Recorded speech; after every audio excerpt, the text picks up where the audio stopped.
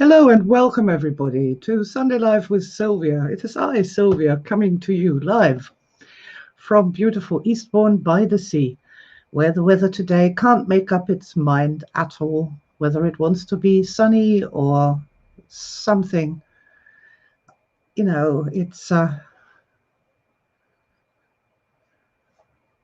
I've just got a notification that we can't stream to Facebook. So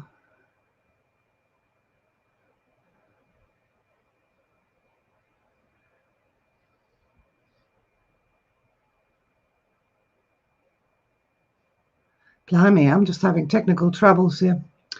Let's just move on and just do whatever we can to get things running as they should.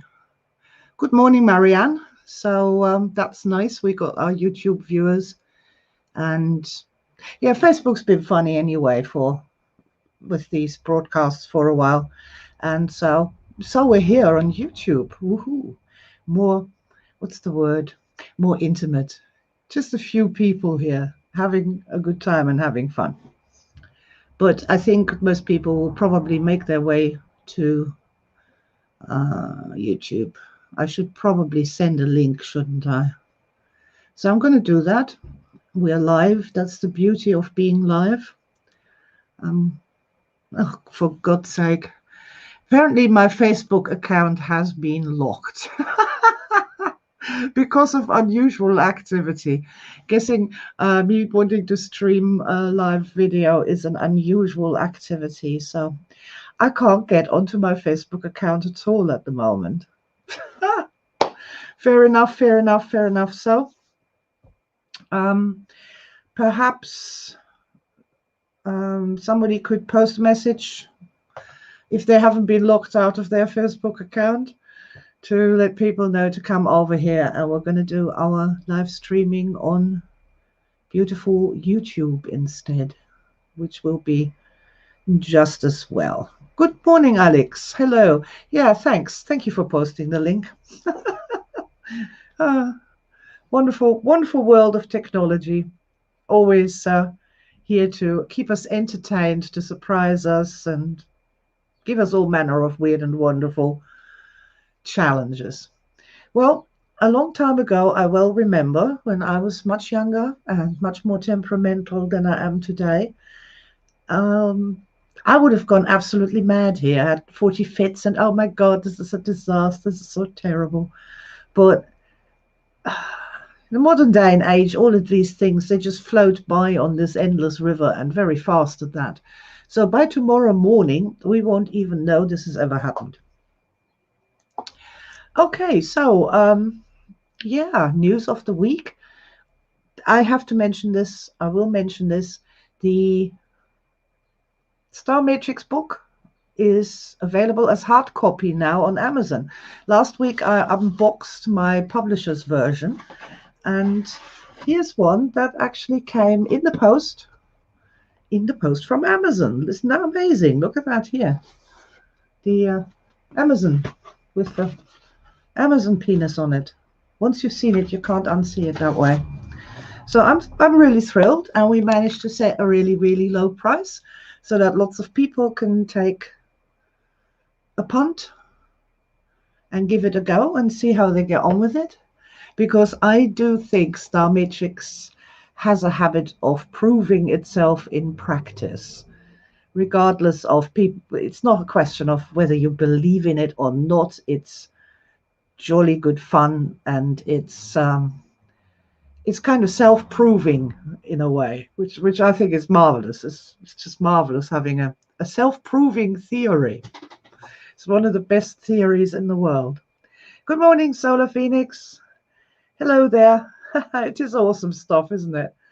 It's we're lucky to have it, I think. We're lucky to have Star Matrix. It's been an absolute kind of mood saver, lifesaver to me in so many different ways and on so many different levels.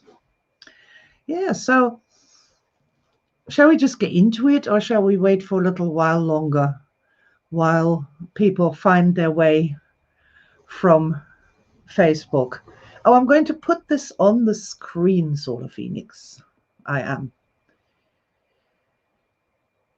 Totally it's life-saving. Yeah, I think so too. I think it's life-saving. It could possibly be even after life-saving. And I keep seeing, I saw a meme yesterday. Was it Picasso meme? Apparently he said, our life's job is to find our gift and then find ways how we can share this gift with others. And I'm like, yeah, absolutely 100%. I know deep down we know what our gifts are, but Star Matrix is just such a cool way of becoming certain about it, becoming conscious about it. While we're just here sort of warming up and chatting. While we're warming up and chatting, the cosmic consciousness. Yeah, the cosmic consciousness.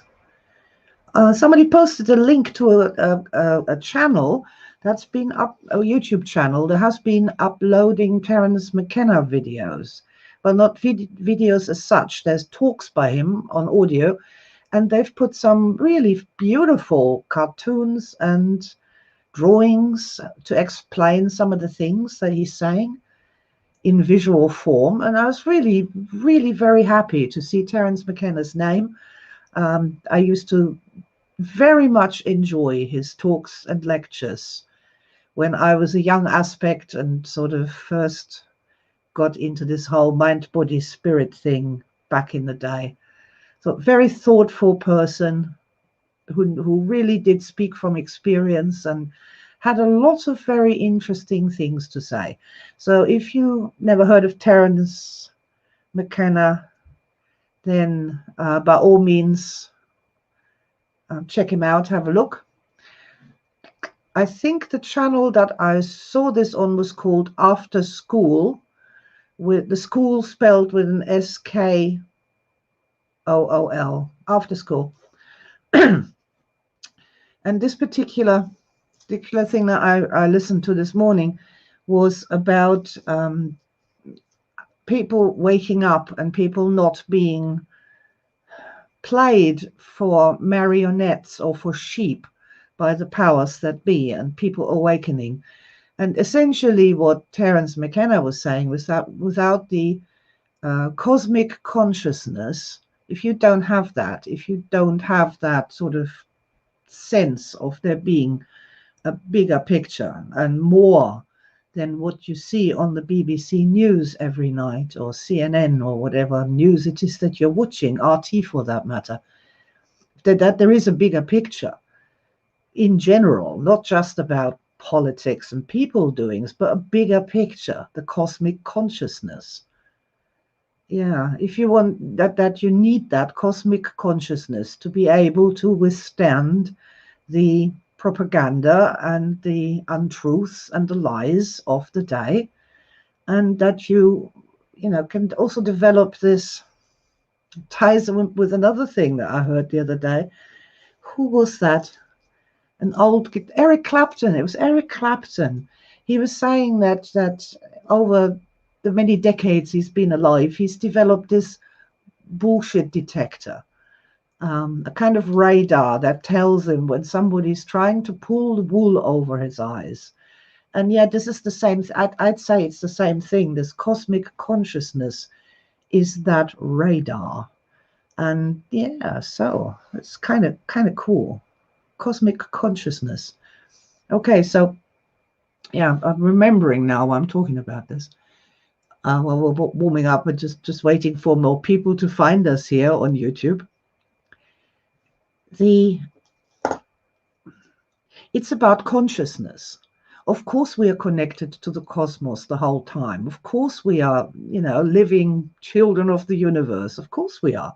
Of course, we are part of planet Earth and of each other and all the rest of it. Of course. But you need to be consciously aware of that. That's the big breakthrough. That's the enlightenment, is when you become consciously aware of this, well, of the cosmos, the cosmos and your place within it. That's cosmic consciousness. That's what that is. when you go, oh, wow, yeah, the great creative order is real and it holds me in its infinite strands with loving hands. Although God obviously doesn't have 10 hands, and which is the problem with our mathematical 10 fingers. It's a problem with our mathematical system. I've said this for a long time. God does not count on 10 fingers. There's something else going on there in the light. But we're getting very esoteric here, and I don't want to be. And I gave the talk, actually, or the Sunday Live theme. I wrote down, have you ever been to a psychic that's been 100% wrong about you? It's given you 100% the wrong predictions. And I honestly don't know where that came from this morning, but it just made me laugh. It made me laugh out loud. And I said, yeah, I'm going to have that as the theme for Sunday Live, because psychic predictions, psychic skills and psychic abilities. On Star Matrix 5 course, we are on Unit 6, or we were on Unit 6 this week, and that is about the star memories of times when you have manifested some kind of extraordinary ability, something unusual, like you may have seen a ghost, or a grandmother may have come to you in a dream, or you read somebody's mind just by accident, could have happened anywhere, star event, star experience, or you knew something all of a sudden, something important. You don't know where you got it from, but you knew it, and you could feel it was good information. This was right. This was true. I told a story, as this is a really simple example of this. I told a story of a tapping client from a long time ago, all the way back in 1999. And I can't remember what her problem was, but this client came to my house, knocked on the door. It's an older lady. And I opened the door and shook her hand. And as I shook her hand, I got this very, very strong and clear flash up of a paint box, a child's paint box, sort of the old-fashioned metal on the outside. You open it up, and there are these little round circles of watercolors inside, and there's two layers. There's a top layer that you can take out and a bottom layer. And this box, this old-fashioned child's coloring box, that was so, it was literally hovering in front of me, between me and the client. And she hadn't even come into the house properly yet, and there it was. And I said to her, I just saw something strange. Would you like me to tell you about it? And she said, oh, absolutely, 100%, please do.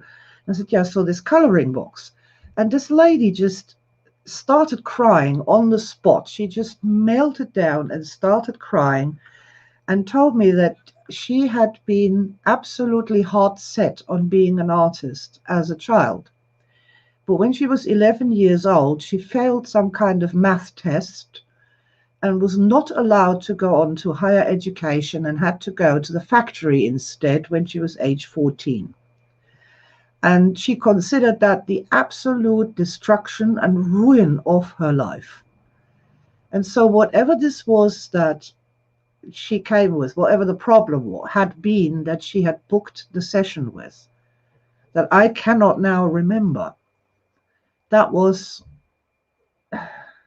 yeah, we didn't talk about that. We talked about whether it's ever too late to pick up the paint box again. Whether it was ever too late to return to your true self, whether there was any point in her picking up where the 13-year-old child had left off when the paint box was put away because she had to go work in a factory. And obviously, you can imagine what my stand on that is. While you're still alive, while you still take a deep breath, of course you can get yourself another paint box. Of course you can do this thing that it seems you don't understand, basically. If you don't have this cosmic consciousness that we've been talking about, it makes no sense for a 76-year-old woman to take up watercolor painting. It makes no sense other than, oh, yeah, it's a hobby for the poor old dear. They're there, pat her on the head. They're there. You have got nothing better to do, You haven't got anything to give to society anymore. You're so old. Go on, amuse yourself with your watercolors. No, that's not it. That's not it. This is on a completely different level. I would say that any decent human being would understand that the watercolor box to the woman was more important than just any old hobby to fill in the time while she waits to die. Just one of those things, isn't it? Yeah. So how do we get from that to going to see a psychic who gets it 100% wrong? I don't really know, but that has certainly happened to me many times. seems it seems that certain psychic types have a bit of a problem with me, and find not just with me but also with other people. So I'm really interested if any of you guys have ever been to a psychic who got it 100% wrong. And that's really an interesting question. How can they get it so wrong? What happens? What are they doing? Or what are they not doing? That's the question, isn't it? When this question came up, have you ever been to a psychic who got it 100% wrong? The first memory that jumped into my mind wasn't at all about me and a psychic getting it wrong about me. It was about a friend of mine. It was absolutely amazing. This friend was a young man. At the time, he was, I think, probably 17 or 18. And we liked to go to sort of all sorts of interesting things together to see what was happening and what's going on and then talk about it afterwards. And on this particular occasion, we went to a clairvoyance party hosted by a local gallery owner, I believe it was. And so he had invited a very famous and well respected psychic to come and do some readings for people. And he invited us to.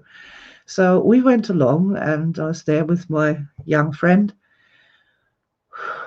And yeah, so the psychic honed in on him and then started to tell him everything that this guy wasn't, essentially everything that this friend of mine was not. He said that he'd liked to play football, which my friend absolutely despised from the bottom of his heart, that he liked to ride on skateboards, which absolutely not. 100%, this is the last thing this young man would have ever done. He told him all the wrong television programs that this young man had never watched and never would.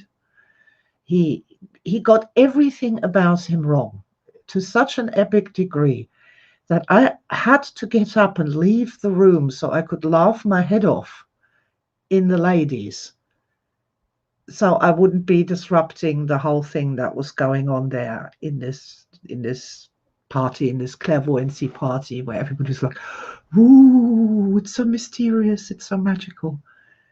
And I was just astonished what was going on with that, or how that could be. I mean, if you just looked at this young man, you would have not come to the conclusion that he was into skateboarding or that he would want to play football. Man, what the hell was that? To this day, I cannot imagine, and I cannot imagine how this guy could be a famous psychic when he got things just so wrong. So wrong. Wow. And see, look, there's not even a reason to get it that wrong, because anybody who knows anything about these psychic manifestations, and also the people who cheat, they know that there's tricks that you can play which make you appear as though you're psychic, even if you're not. There's oh God. So there's no excuse for that, really, is there? For what on earth happened there. But I was just, I don't know, I was just laughing helplessly in the ladies there, and I just couldn't stop laughing at this. I thought it was just so funny. Oh. Now, I know that amongst the people who are watching here today, there are some people who are really good at picking up stuff from people and getting it right. But I would love to know, just let me know in the comments here. I'd love to know if you can remember a time when a psychic was trying to read you, but they got it just horrendously wrong. Just got it absolutely so wrong that you just went, oh my God, what on earth is going on here? What is happening? What is this? Is this the real life or is it fantasy? Oh, I had a personal experience with this with an astrologer who prepared again a really famous astrologer. These are not sort of backwater people that have no good reputation. Um, this famous astrologer prepared some kind of a thing for me, and I just to this day, like it was just amazingly wrong. I mean, just amazingly wrong.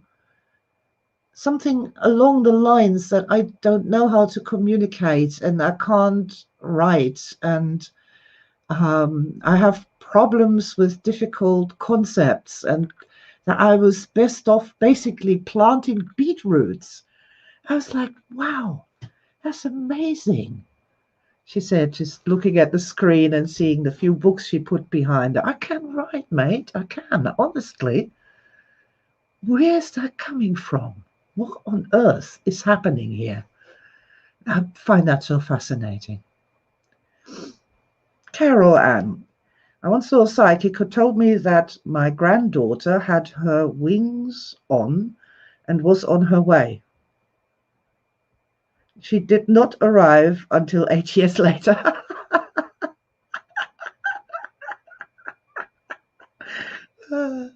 Coming to you from a galaxy far, far, far away is your granddaughter.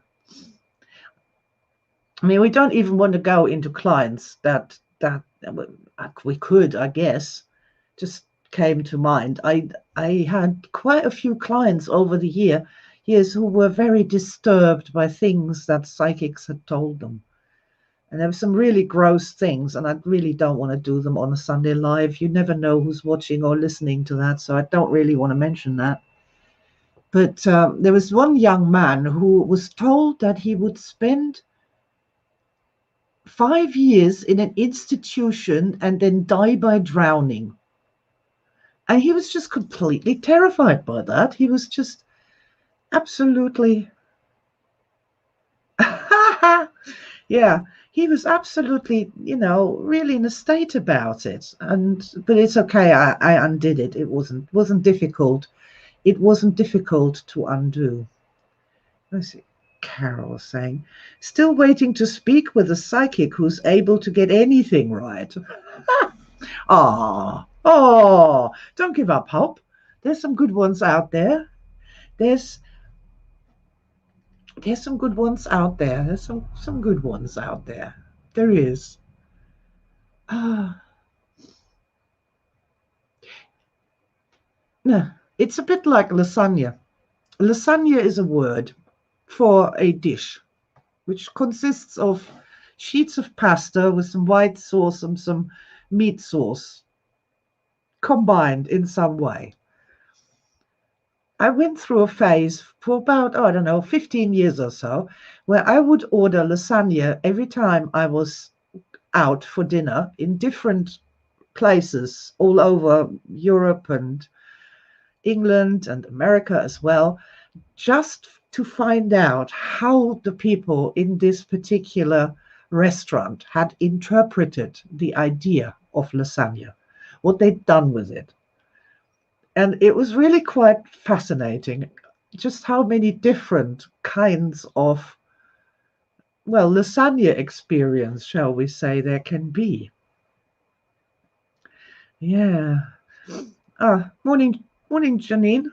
Um, Difficult find this morning. Yes, that's because Facebook has locked me out of my account.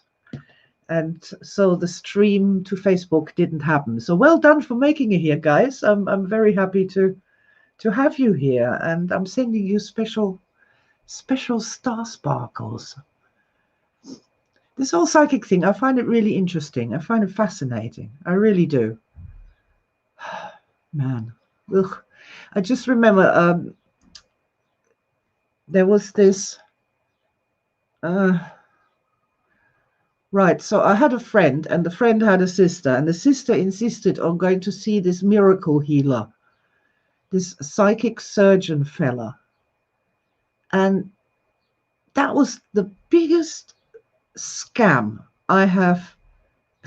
operation that I have ever had the misfortune to see. Or perhaps it was a good experience to see, to understand the level of scams that are out there, to understand that there are many people who are not as true of heart as we might think or hope or that we are.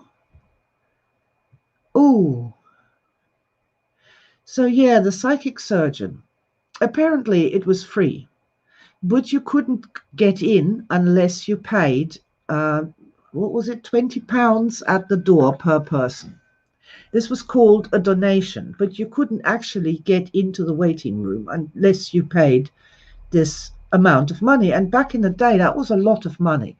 That'd be like £100 in English money today. So it's a lot of money. And this sister and her brother, they weren't rich. They were not rich. Wow. I thought, well, okay, learning experience, and handed over my hard-earned cash for my thing. And we were ushered into this waiting room, and this is where this stopped being fun. I mean, this is where this stopped being fun for me, because they were actually, need to do a bit of softening and flowing here. There were actually people there with children who had clearly cancer, who looked like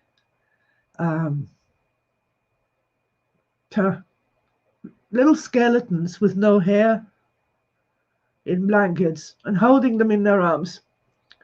And yeah, so that was hard to see. It kind of stopped being fun for me. And I wasn't amused anymore. I wasn't amused by the fact that they had sprinkled the ash from incense sticks around the floor and were actually telling people that was the material left over after the great guru had teleported out of the room. They were actually telling people that and pointing at the ash on the floor. Wow. So yeah, and then people were sort of corralled up in groups of 10, and there were these sort of medical cubicles set up, 10, and people were laid into these cubicles on these tables, and then this guy, this so-called psychic healer guy, would go into each cubicle and do something to them, and then go to the next cubicle and so on. And I sort of timed on this group that we were in, this group of 10, that he was spending an average of 45 seconds to 1.5 minutes with each one of these patients who had paid £20 each to get in, but were encouraged to make larger donations, obviously. The larger the donation you made, the more likely it was that you would be healed. And again, this would be funny if it wasn't for the actual people in the waiting room. Yeah, well, when it came to me, this guy came in and he didn't look at me at all. He just punched me in the stomach. He punched me in the stomach with a flat fist, punched into it, and then ground the knuckles like that into my stomach for about 20 seconds, and then he walked away. Even as I'm saying this, I can feel the pain of that. In fact, this is a good opportunity to place my own dear healing hands on my poor stomach there. That had been badly mistreated by this creep. And yeah, and I thought, wow, I need to do something to destroy that sort of industry.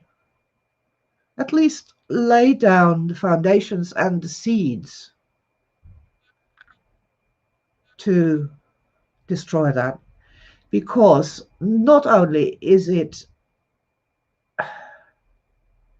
immoral, sinful, wrong, horrible, disgusting, disgraceful, it also gives a bad name to real energy healing, which is for the energy body. And it actually really works for energy problems. And if we got ever anybody listening to this who thinks that I'm saying we can cure cancer, no, no, no. Energy healing is for the energy body. That's what it's for.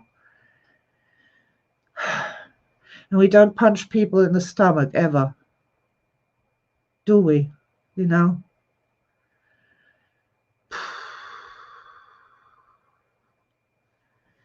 Yeah. It's just, I'm going to take a deep breath here and a drink. I see what Carol says. I was told to keep doing what I was doing without letting me know what I was doing. Yeah, that's one of those trick things, isn't it? It's one of those trick things where people make a meaning without the person having ever said anything, you know.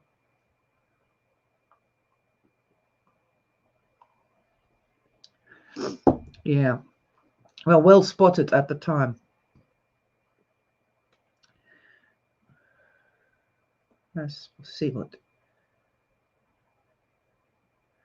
Ilka said. I'm touched. I'm so happy and grateful for modern energy when I hear stories like this. Well, you know, a lot of my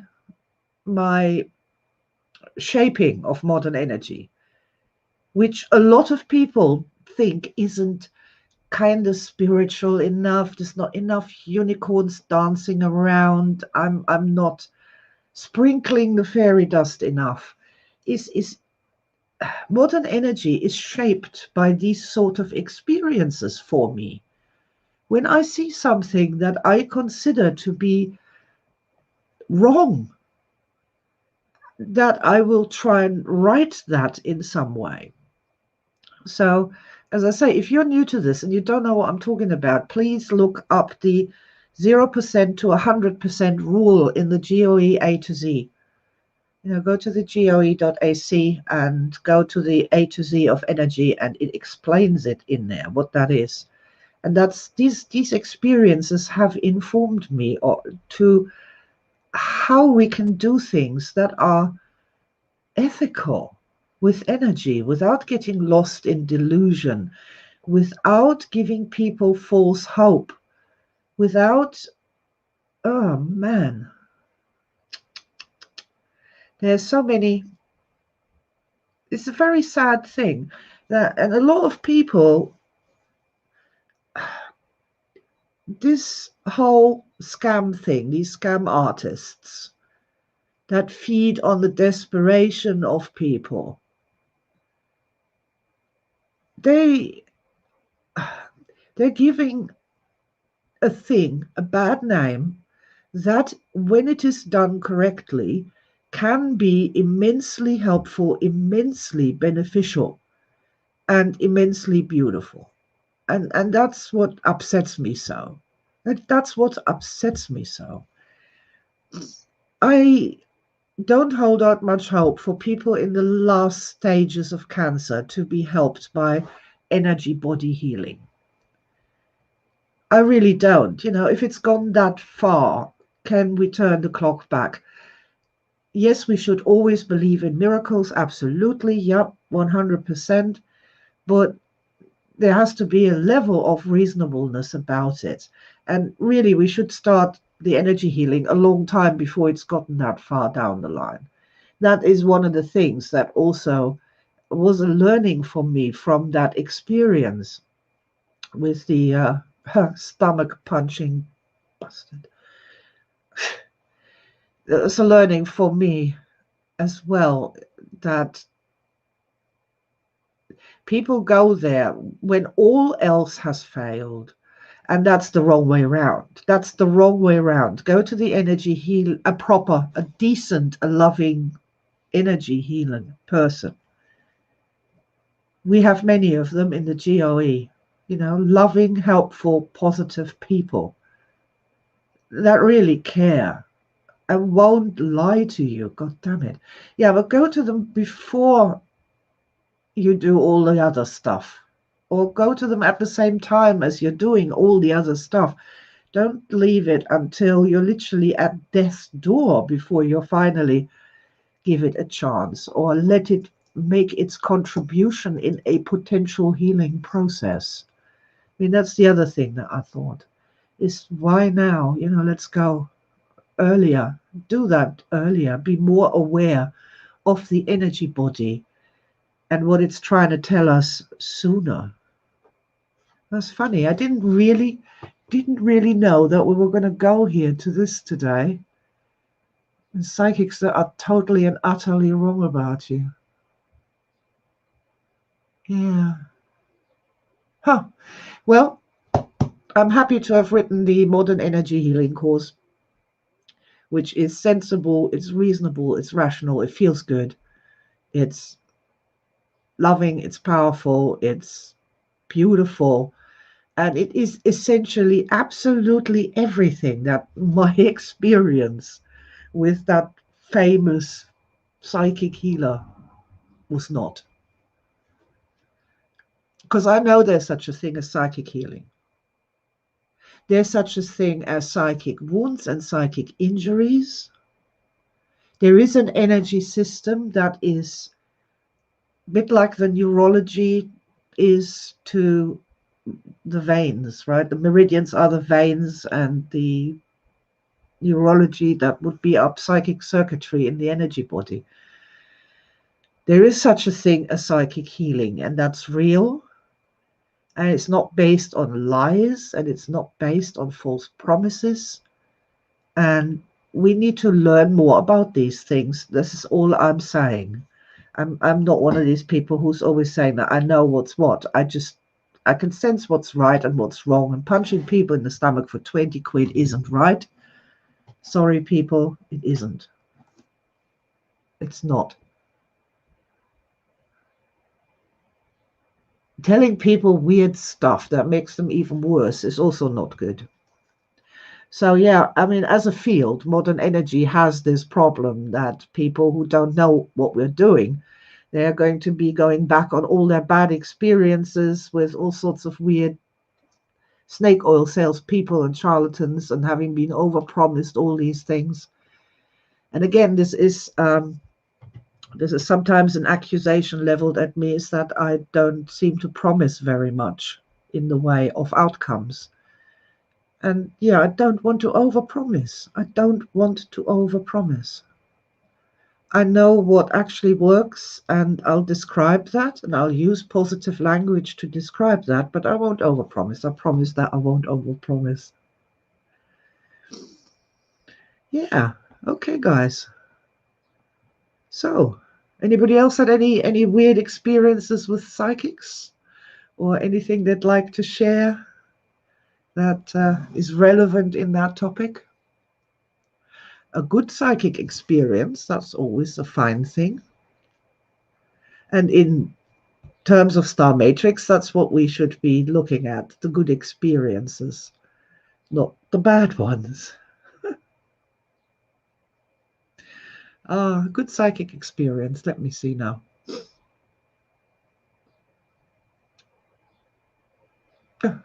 I'm having I'm having trouble remembering a good experience.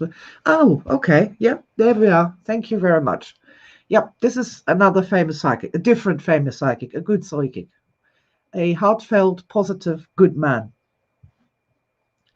And he used to be this I love this. I absolutely love this story. He used to be a trial lawyer, and every day when he was at work and the witnesses would come on the stand, he would silently say inside himself, inside his own head, "Show me the truth behind the mask. Show me the truth behind the mask."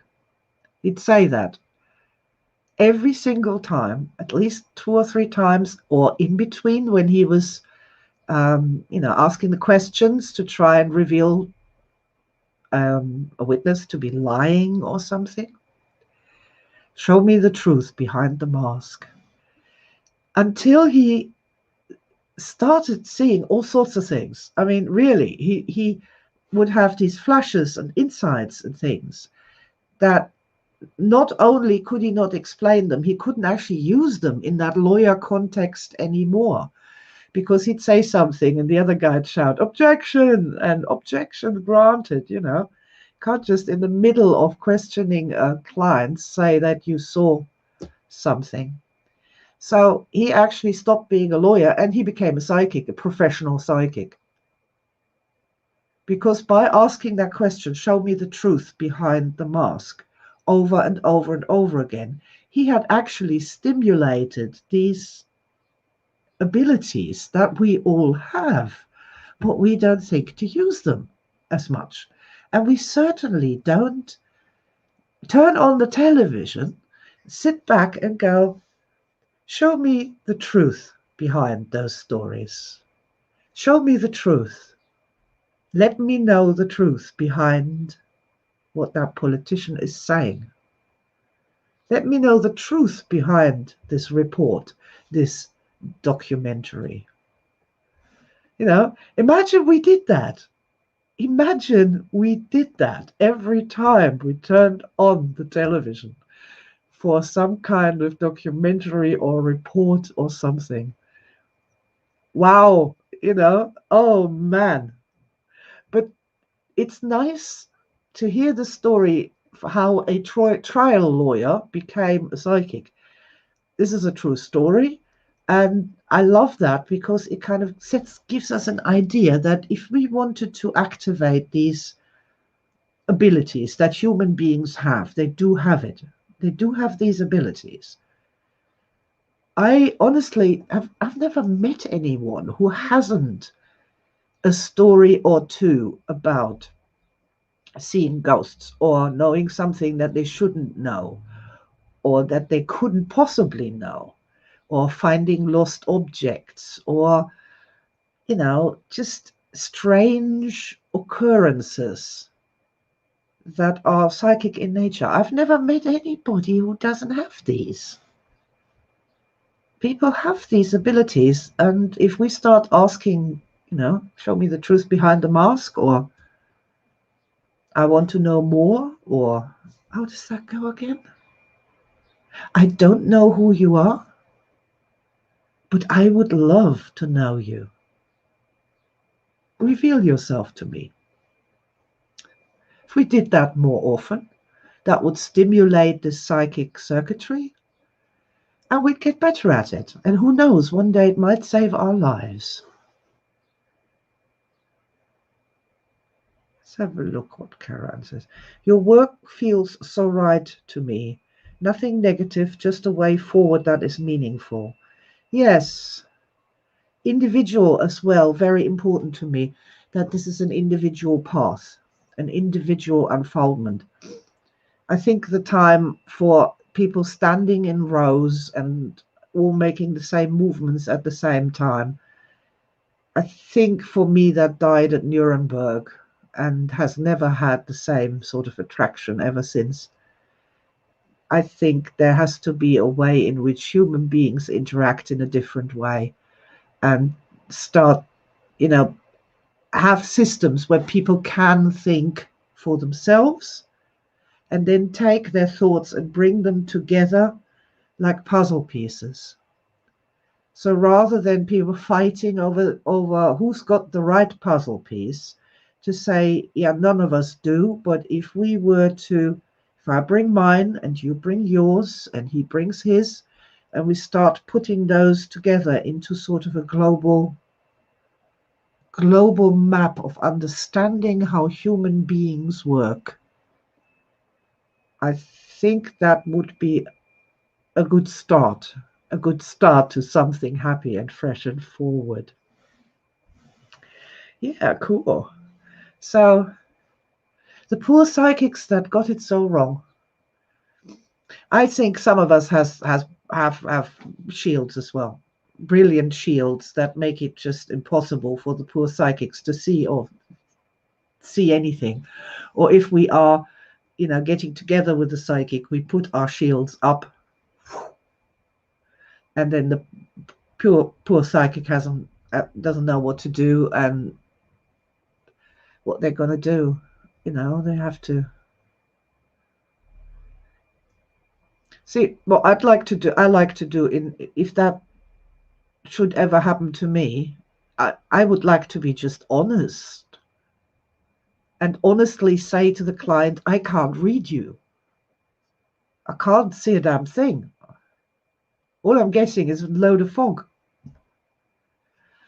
And that'd be cool. That'd be a start of a conversation, wouldn't it? Wouldn't that be good? Yeah, just being honest, being allowed to be honest about what's really going on.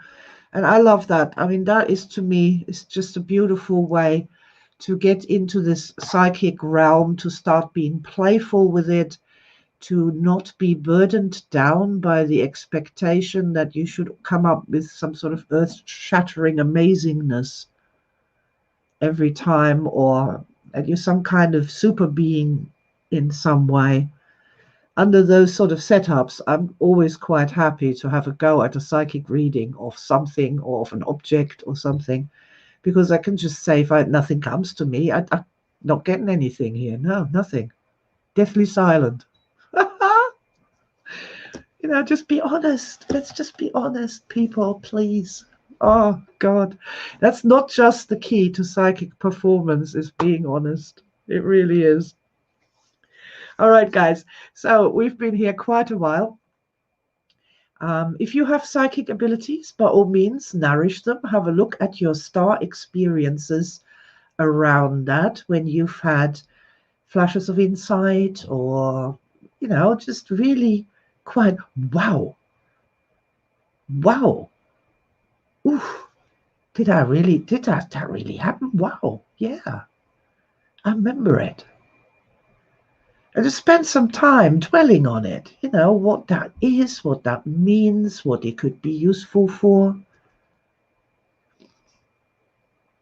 If you've done some healing, reflecting on the times when it really worked and asking the question, so what was special? What were the circumstances? What was happening there? How did that work? Why did that happen? That I was so good on that day.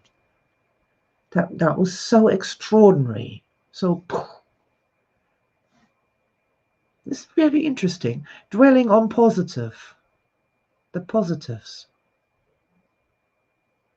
and learning from them, learning how we do it right, how it's supposed to be done, how it's supposed to work, because we know so little about even our own abilities. We've never really haven't had the space to, go into that. I'd like possibly at some point to do something with just star memories around psychic events, about healing, about when you really were able to do something kind of groovy that was held to be, mutant abilities, a special a special workshop on mutant abilities, which are no such thing, but they are actually human abilities. We just haven't used them very often. Or, like my friend, the trial lawyer, haven't asked that question continuously: show me the truth behind the mask. Show me the truth. Show me the truth. Uh, just remembered, I play that game when I take photographs. I say, show me the beauty. Show me the beauty. And I just keep at it until the beauty becomes revealed. It's quite a similar process, really. Okay, my lovely ones. Well, thank you so much for being here with me today. Ooh, let's see what we got here. Janine. I saw Derek Acora before he was famous. £20 on Plymouth docks. Very accurate for the most part. Wish I'd taken notes. Well, you kind of did take notes. What happened there is in your memories, and you can access that, especially the moments in that show that really made an impact on you, where you physically got the shivers, and you just, that's what we say from EMO. It's real when you can feel it's real, when you really feel it in your body. There's energy movement involved. So if you focus on those moments during that particular um, event, I wasn't going to call it a show, I wasn't going to call it a performance, I was going to call it an event. If you focus on those, there'll be interesting extra information in that, and possibly something useful for you to know. I'm in mutant abilities course. Well, in the sci-fi shows, if you can read thoughts, or you can find lost objects, or you can manifest paint boxes in midair, that's what the superhumans do, and they're always thought to be mutants, right? So, oh, cool. Thank you. Oh, thank you, Alex, for being here with me today. I really appreciate that. And may I wish you a happy Father's Day today. And every day is Father's Day. I know this. Cool. Yeah, this is nice too. Janine said, I'd forgotten about this, and I was going to say I never had a good rearing, and then the memory flashed. Excellent. Yes, I think we can learn a lot from good things, from perfection, from when it's done right. That's where we want to put our attention, and, you know, really, really, that's what brings us forward. The bad examples just tell us what not to do. They can't lead us forward into the future. But the good examples, they can. They can give us tips, or there's something special about them, like clues. Like a detective follows the clues. And I think psychic abilities are fun. They're human, they're natural, they can be life-saving. And I'm really appreciative of the abilities I have, but also it's so nice when you find out that other people have them too, and that makes you feel less than a mutant and more than a real human being. So thank you very much, everybody. Lots and lots of love and blessings to you. Have an excellent week, and I'll see you again here on YouTube for next week's live with Sylvia. Lots of love, everybody, and have a fantastic week. Bye for now. Bye.